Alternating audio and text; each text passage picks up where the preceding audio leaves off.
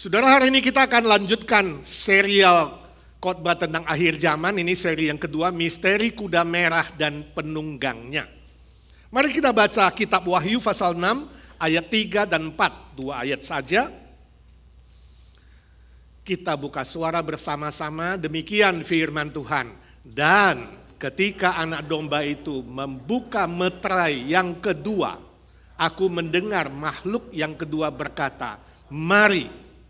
Dan majulah seekor kuda lain, seekor kuda merah padam, dan orang yang menungganginya dikaruniakan kuasa untuk mengambil damai sejahtera dari atas bumi, sehingga mereka saling membunuh, dan kepadanya dikaruniakan sebilah pedang yang besar. Konon katanya, ini cerita fabel, cerita dunia binatang. Katanya waktu Tuhan menciptakan sapi atau lembu, Tuhan bilang sama dia, kamu akan bekerja setiap hari tanpa lelah, ya, bersusah payah, bekerja keras untuk manusia. Dan saya memberi kamu umur 40 tahun. Sapi bilang, Tuhan, kerja keras sih oke, tapi 40 tahun kelamaan Tuhan. Saya minta usia saya 10 tahun aja. Lalu Tuhan setuju. Makanya hari ini sapi atau lembu usianya kira-kira 10 tahun saja. Lalu Tuhan menciptakan anjing. Tuhan bilang, kamu anjing akan kuberi usia 30 tahun.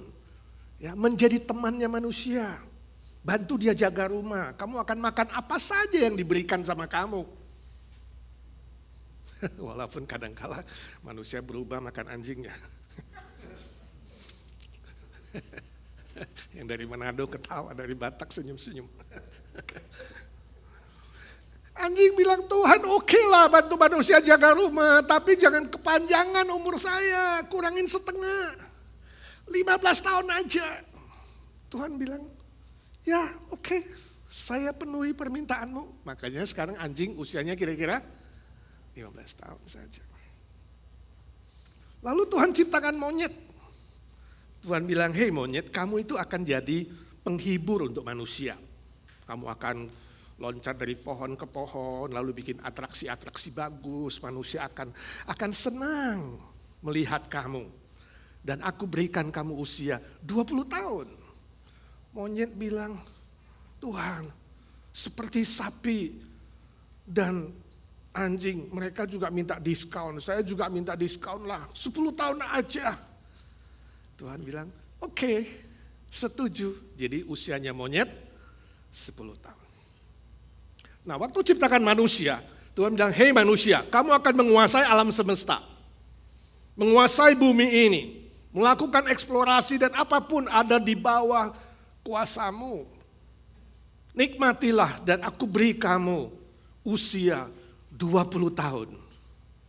Manusia bilang, Tuhan, kependean. Kok cuma 20? Gini aja, semua usia yang tidak dimaui oleh sapi, oleh anjing, oleh monyet, saya minta semua. Tuhan pikir-pikir, oke lah, setuju. Jadi begitulah manusia, 20 tahun hidup seperti manusia. Menikmati sekolah dengan orang tuanya, enak, enjoy ya. 20 tahun, dibiayain, gak usah pikir pusing cari duit, nikmati aja. Setelah itu 30 tahun susah payah kayak sapi. kerja keras. Sesudah itu pensiun, ya kan? 15 tahun tinggal di rumah. Jaga rumah, kadang jaga rumah cucu sama mantu, gak kemana-mana kayak anjing. Yang senior senyum-senyum.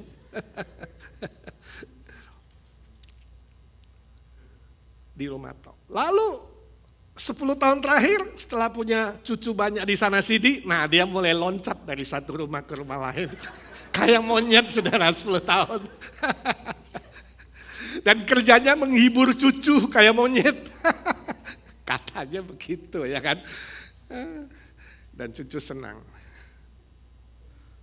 Saya nggak tahu saudara hari ini di tingkat mana. Ini hanya humor, cerita fabel, humor. Tapi ada sedikit benarnya ya. Hidup manusia itu banyak susahnya dibanding senangnya. 30 tahun kerja keras, ada yang 40 tahun, ada yang 50 tahun. Ada yang sudah pensiun masih pres itu. Uratnya, tulangnya. Bangun pagi, tidur malam, cari duit, cari duit. Seperti bunyi kereta api. Susah payah, susah payah, susah payah. Cari duit, susah payah. Bukan itu saja, ada penderitaan lain setelah dosa masuk ke dunia. Ada sakit penyakit, ada penderitaan, ada bencana, ada kecelakaan. Itu keadaan manusia. Hidup di dunia penuh dengan penderitaan. Minggu lalu kita sudah bahas tentang kuda putih, misteri kuda putih.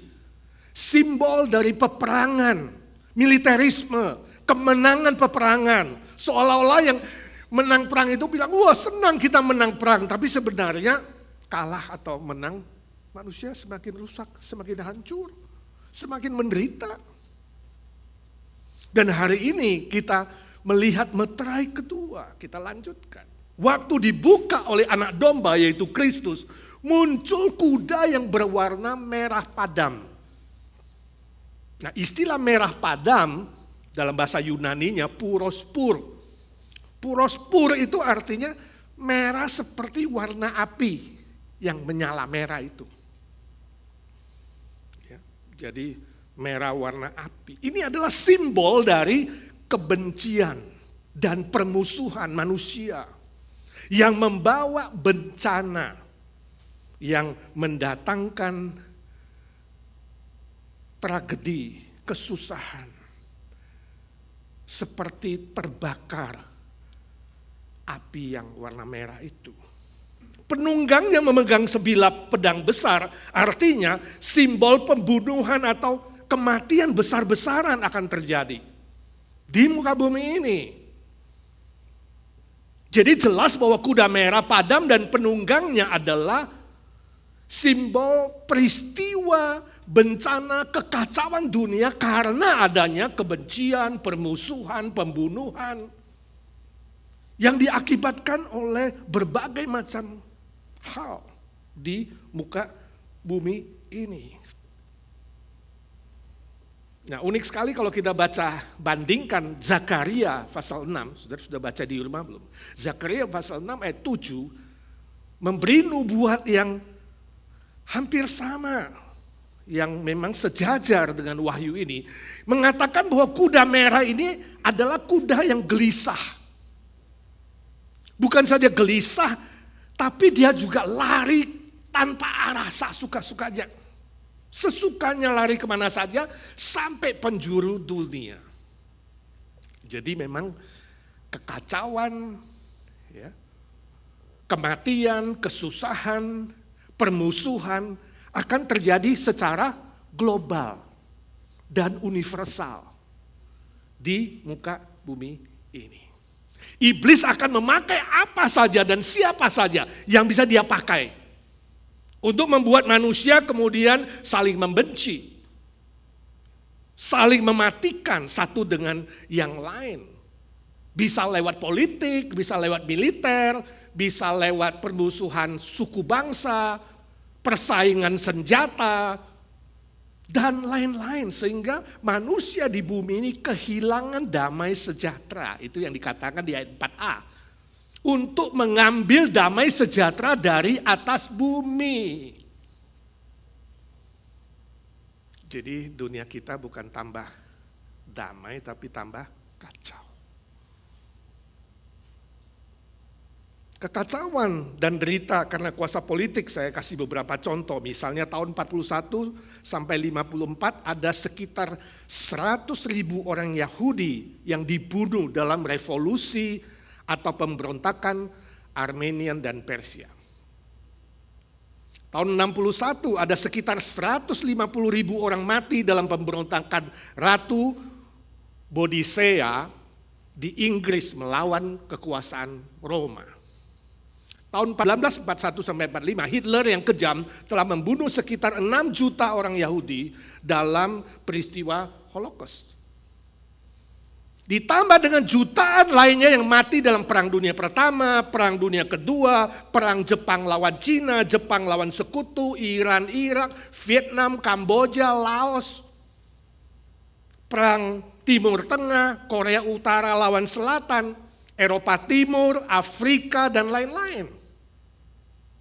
Itu yang terjadi, saudara. Dan semua kekacauan ini akan terus berlangsung secara progresif. Jadi bukan akan mengecil, saudara. Skalanya akan besar permusuhan ini. Sampai mungkin klimaksnya Perang Dunia Ketiga. Saya yakin kalau benar Perang Dunia Ketiga dengan nuklir, dengan senjata biologi, senjata kimia, mungkinkah ada manusia yang sisa? Sangat mungkin hari kiamat Yesus datang kedua kali. Dunia akan semakin kacau. Semua usaha manusia hari ini untuk mendatangkan perdamaian dunia pasti akan gagal. Gak mungkin ada perdamaian dunia. Lalu saudara bertanya, Pak, lalu sebagai orang Kristen kita bagaimana menanggapinya, Pak? Ya. Kalau kita mau berdoa untuk perdamaian dunia, kok seolah-olah menentang nubuat di Wahyu pasal 6 ini ya? Juga menentang nubuat Tuhan Yesus di Matius 24 yang mengatakan akhir zaman akan banyak muncul perang dan deru perang. Suku melawan suku, bangsa melawan bangsa. Manusia akan semakin dingin kasihnya. Tidak ada kedamaian di mana-mana. Jadi bagaimana kita merespon? Sebagai orang percaya yang sudah memiliki damai sejahtera dari Kristus, seharusnya kita tetap tenang. Jadi saudara jangan jadi gelisah seperti kuda merah itu. Ya. Jangan jadi takut dan khawatir, tapi tetap tenang kata Alkitab. Karena ketika saudara tenang, saudara bisa berdoa. Lah mau doa apa Pak? Kalau kita gak berdoa untuk perdamaian dunia. Kita bukan berdoa untuk perdamaian dunia. Karena itu memang melanggar dan melawan nubuat Tuhan. Kita berdoa supaya orang-orang percaya itu bisa bertahan sampai kesudahannya, mengerti? Itu tadi kata Tuhan Yesus. Supaya kita semua yang sudah beriman itu bisa bertahan sampai kesudahannya, ayat pembimbing kita. Karena barang siapa yang bertahan sampai kesudahannya, dia yang akan selamat. Ditambah kita juga berdoa untuk Injil Kristus agar tetap bisa dikabarkan ke seluruh permukaan bumi. Jadi kekacauan di seluruh permukaan bumi, tapi Injil juga ke seluruh suku bangsa. Dan itu tanda yang terakhir sebelum Yesus datang. Ketika Injil sudah mencapai seluruh suku bangsa, Yesus bilang, waktu kesudahannya akan tiba. Dia akan datang kedua kali ke dunia ini. Wah, kok nampaknya ironis ya? Ironis gak sih? Dunia dibilang tanpa damai sejahtera. Tapi kita mengabarkan Injil, menawarkan damai sejahtera. Loh, kan sepertinya bertolak belakang ya.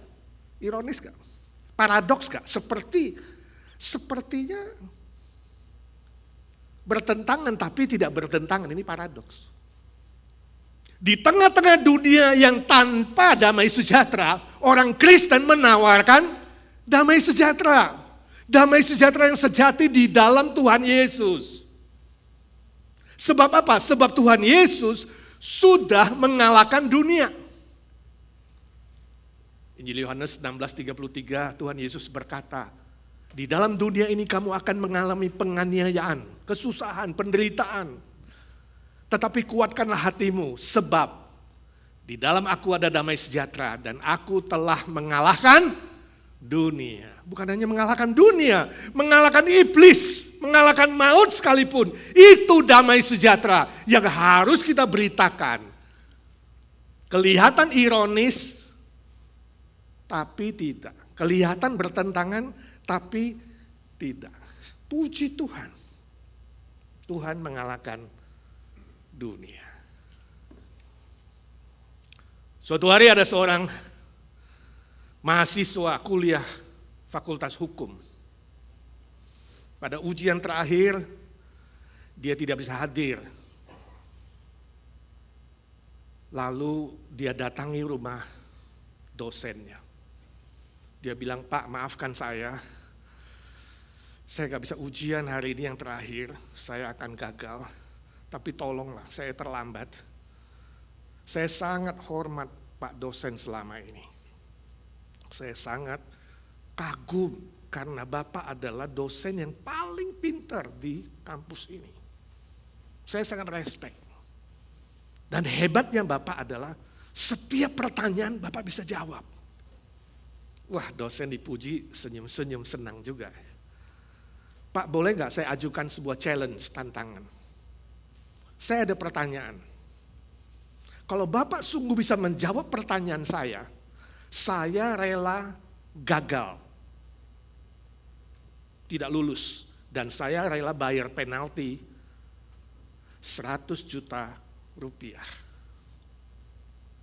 Wah, dosennya tertarik juga. Karena dia bilang semua pertanyaan dia bisa jawab. Tapi kalau Bapak gak bisa jawab, Bapak kasih saya lulus. Tanpa ujian. Dosen pikir-pikir. Oke. Sebutkan pertanyaanmu. 3 pertanyaan, Pak. Ya. Apakah di dunia ini sesuatu yang sesuai dengan hukum, tapi tidak logika, tidak masuk akal? Yang kedua, apakah di dunia ini yang masuk akal, tapi melanggar hukum? Dan yang ketiga, apakah di dunia ini yang tidak masuk akal, juga tidak sesuai hukum, melanggar hukum? Wah, dosennya pikir. 1 menit gak tahu jawabnya. Lalu dia bilang, wah ini pertanyaan bagus yang saya belum pernah tahu. Saya ngaku deh, saya gak bisa jawab. Saya kasih kamu lulus. Tanpa ujian, nilai A. Wah, mahasiswanya senang sekali. Dosennya juga senang karena dia dapat pertanyaan bagus. Besoknya, waktu masuk di kelas, sang dosen bilang sama mahasiswa, saudara-saudara, saya ada pertanyaan bagus buat kalian. Hari ini saya tidak mengajar, saya mau kalian pikirkan baik-baik. Ya, dan kemudian beritahu saya jawabannya. Yang pertama, apakah sesuatu di dunia ini yang sesuai hukum tapi tidak masuk akal? Yang kedua, apakah di dunia ini yang masuk akal tapi melanggar hukum? Dan apakah yang ketiga, sesuatu yang tidak masuk akal dan tidak sesuai hukum? Siapa yang bisa jawab? Ternyata semua mahasiswa acungkan tangan. Kaget dosennya. Gila dalam hatinya, saya gak bisa jawab, ini mahasiswaku. Semua tahu jawabnya. Oke, kamu Ucok yang duduk paling belakang. Coba kamu jawab. Lalu Ucok berdiri, dia bilang, Pak, saya mau jawab, tapi janji dulu ya. Bapak jangan marah. Marah kenapa? Bilang aja jawabannya, saya tidak akan marah. Oke, Pak, jawabannya adalah Pak dosen sendiri, Pak profesor. Kaget ya. Loh, apa maksudmu? Ucok bilang, begini loh Pak. Bapak kan seorang duda sudah usia 65 tahun. Lalu Bapak kawin dengan wanita yang usianya 25 tahun. Ini memang sesuai hukum sih, pernikahannya sah ya. Tapi gak masuk akal Pak. Ya, gak logis kok cari istri bedanya jauh gitu loh. Profesornya gak bisa ngomong senyum-senyum aja kecut. Yang kedua, ternyata istri Bapak gak puas. Dia selingkuh dengan seorang lelaki usianya sama dengan dia, 25 tahun. Nah itu masuk akal dong. Mungkin dia tidak puas dengan Bapak. Tapi itu melanggar hukum. Logis tapi melanggar hukum. Enggak legal.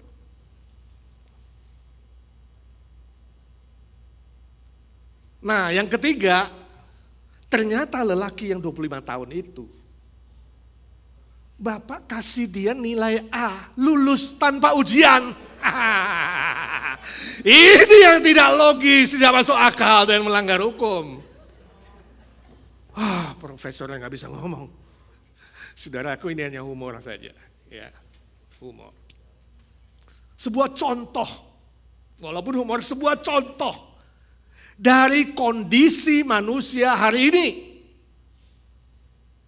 Sebagian manusia selalu pikirkan yang logis mana, yang legal mana, yang gak legal mana, yang gak logis mana.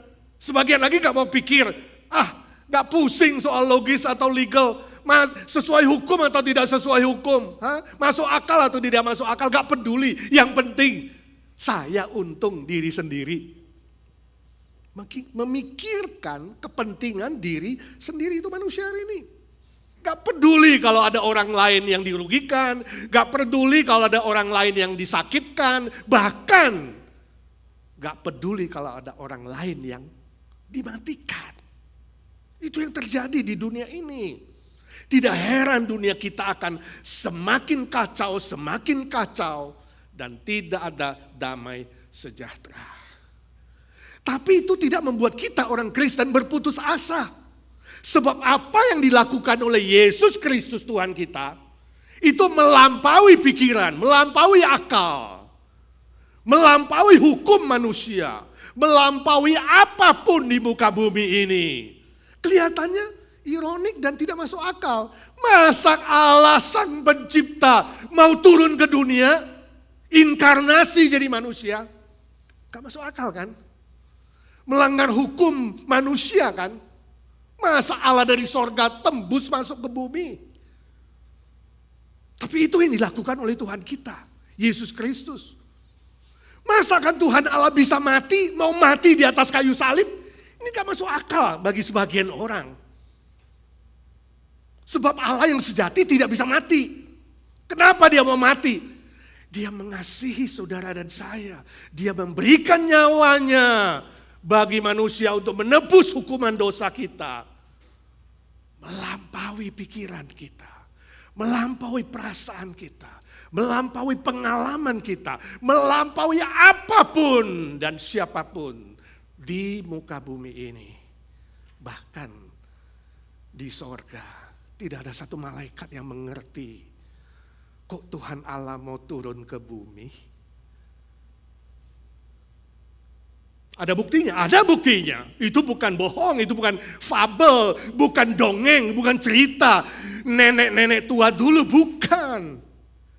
Ada fakta sejarah. Yesus Kristus bangkit pada hari yang ketiga. Itu bukti. Dia hidup. Dia mati 3 hari tapi dia bangkit kembali. Buktikan dirinya juru selamat, buktikan dirinya Tuhan yang asli. Yang bisa memberi damai sejahtera. Dan dia naik ke sorga, fakta sejarah.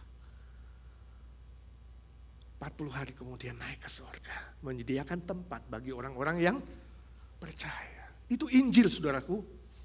Injil, kalau saudara mengatakan, Pak saya gak tahu bagaimana cara mengabarkan Injil, itu Injil. Sepotong itu tadi. Yesus datang ke dunia, mati bagimu, bangkit bagimu, dan naik ke sorga bagimu. Kamu hanya cukup percaya dan menerima. Maka dia akan buka jendela sorga, mencurahkan damai sejahtera itu dalam hatimu. Mencurahkan sukacita sorgawi itu dalam hatimu. Di tengah-tengah dunia yang tidak ada damai sejahtera. Amin. Itu Injil. Itu yang harus saudara beritakan. Di tengah-tengah kuda merah dan penunggangnya yang membuat kacau dunia, kita tetap tangguh, kita tetap teguh, kita tetap setia, kita tetap rajin. Kabarkan Injil Kristus sampai ke ujung bumi. Itu respon kita seharusnya. Memang saudaraku, mengabarkan Injil itu banyak tantangan, banyak kesulitan. Memenangkan jiwa itu tidak mudah.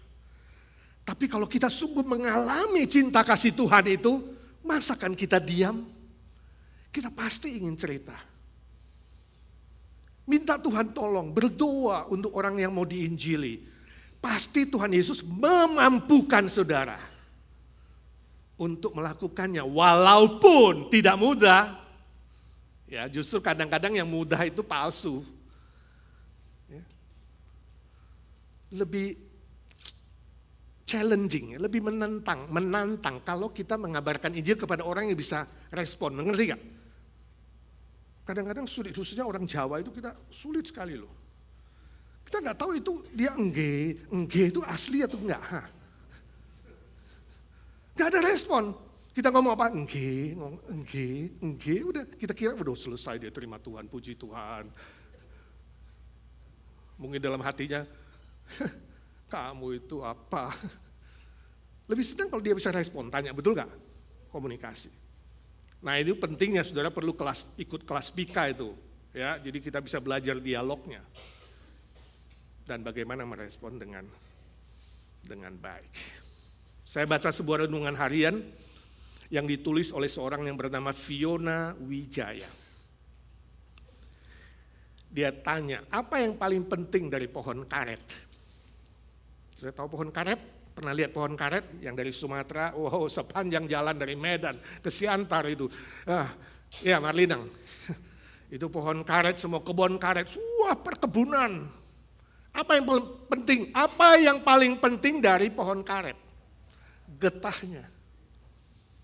Itu yang paling berharga, paling bernilai, sebab dari getah karet itu dibuatlah karet. Ya, gelang karet, permen karet, ban, apalagi bola, ya, segala sesuatu yang berbahan karet.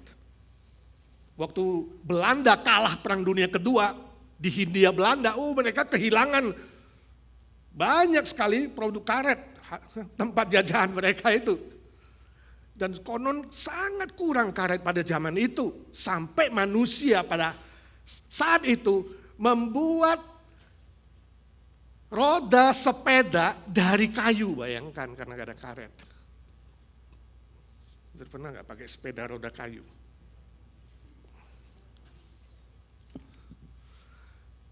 Perlu saudara ketahui, untuk mendapatkan getah dari pohon karet, apa yang dilakukan?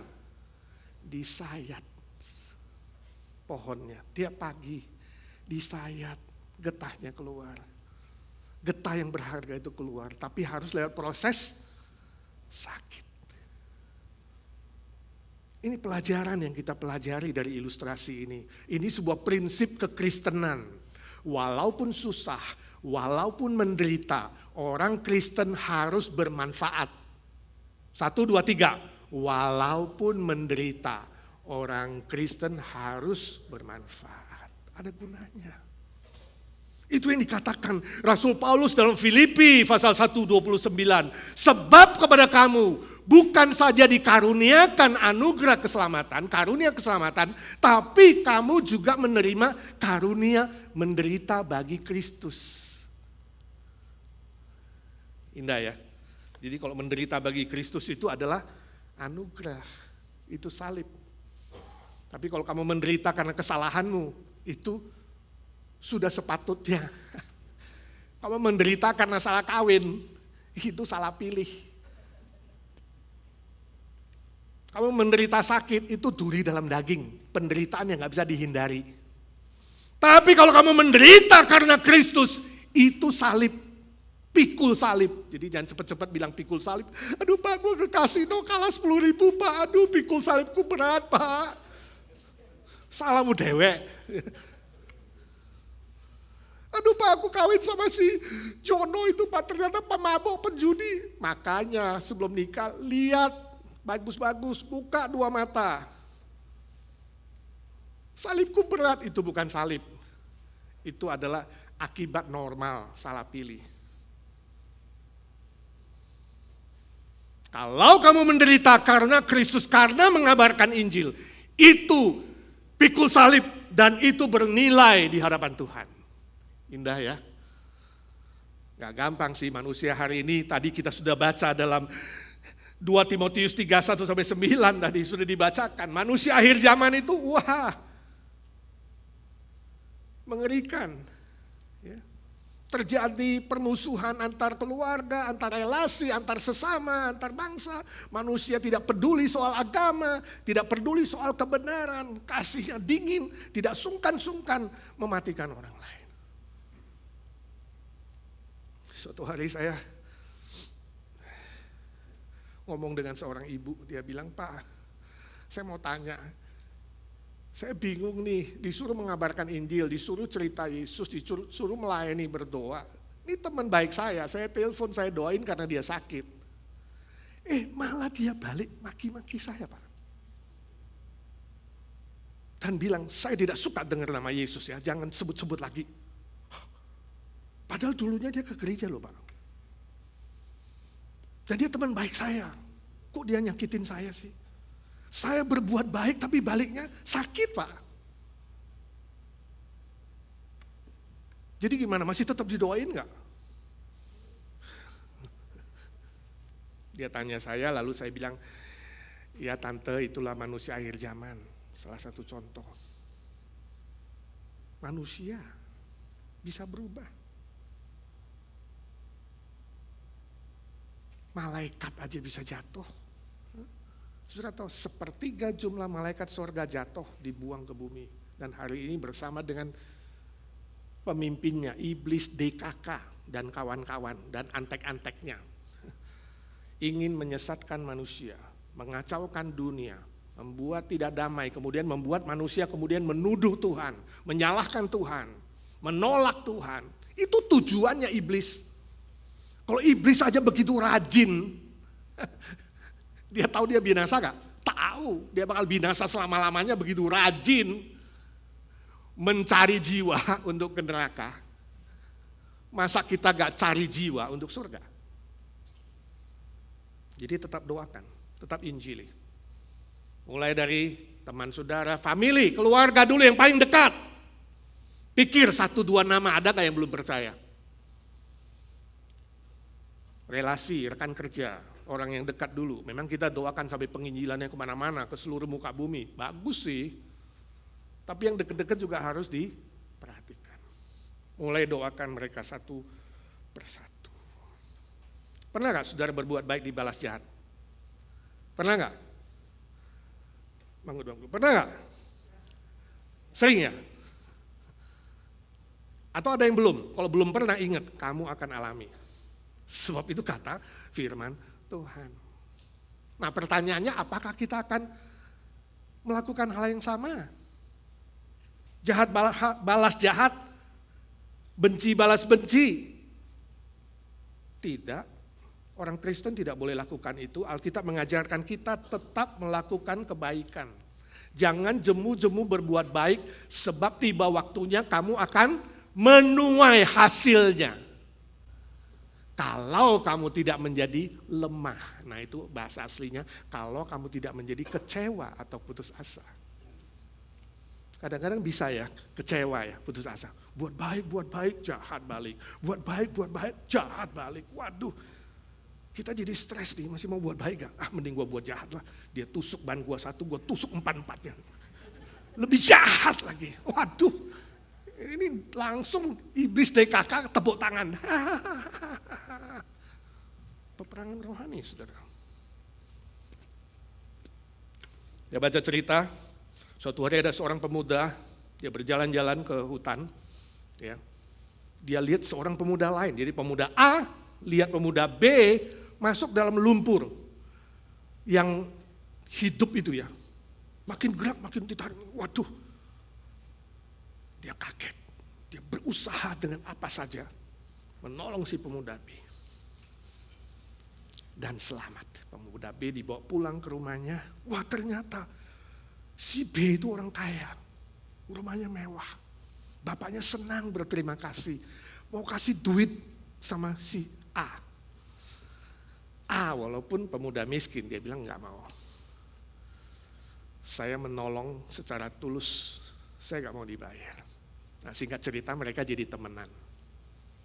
Sekolah setelah besar, si A itu cita-cita jadi dokter. Nah waktu mau masuk kedokteran, dia kesulitan finansial. Si bapaknya B dia tahu, dia diam-diam kasih beasiswa. Si A sekolah,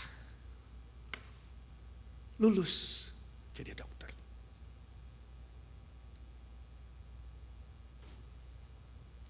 Lalu si B itu masuk militer, dinas militer. Nah A ini jadi dokter yang paling top dan research dia berhasil menemukan penisilin. Saudara tahu namanya? Alexander Fleming, penemu penisilin. Ya, yang sangat berguna untuk infeksi. Nah pemuda B dalam dinas militer ini sakit kena infeksi berat. Gak ada obat, dokter bingung. Ini gawat. Lalu dengar, wah ketemu penisilin, dicoba. Dokter suntikkan kepada si B. Ternyata sembuh. Sudah tahu siapa si B? Churchill. Winston Churchill, mantan Perdana Menteri yang sangat terkenal. Sudah melihat cerita yang sungguh terjadi ini, memberitahu kita sebuah pelajaran adanya hukum tabur dan menuai. Memberitahu kita Galatia pasal 6 ayat 9 dan 10 itu benar. Jangan jemu-jemu berbuat baik. Sebab nanti tiba waktunya engkau akan melihat hasilnya. Ada Dr. Fleming. Beasiswa yang diam-diam itu bukan sia-sia. Perbuatan Fleming menolong itu tidak sia-sia, dia bisa jadi dokter. Dan si Winston Churchill juga tidak sia-sia, dia menerima apa? Penisilin. Jangan jemu-jemu berbuat baik. 1, 2, 3. Jangan jemu-jemu berbuat baik. Sebab tiba waktunya engkau akan menuai hasilnya jika tidak menjadi kecewa, jika tidak menjadi putus asa. Terus, walaupun dunia makin kacau, terus mengabarkan Injil, berbuat baik, mengabarkan Injil, berbuat baik. Sampai Tuhan datang atau sampai kita bertemu dengan Tuhan. Amin. Sampai sangkakala dibunyikan. Kita lihat senior baris di depan, kita baris di belakang. Mari kita doa. Tuhan Yesus, suara hamba-Mu sudah berhenti, biarlah suara Roh Kudus terus bekerja di hati kami, di jiwa kami, di pikiran kami. Tolong kami bukan hanya menjadi pendengar-pendengar firman, tapi kami menjadi pelaku-pelaku firman. Kami doakan gereja-Mu Tuhan di tempat ini, jadikan gereja yang mengabarkan Injil, memenangkan jiwa lewat setiap kami. Sebab pekabaran Injil bukanlah tugas hamba Tuhan, aktivis atau majelis saja, tapi semua kami Tuhan. Beri kami hati yang mengasihi jiwa-jiwa yang belum diselamatkan. Dalam nama Tuhan Yesus kami berdoa dan mengambil tekad. Amin. Semua berkata, amin.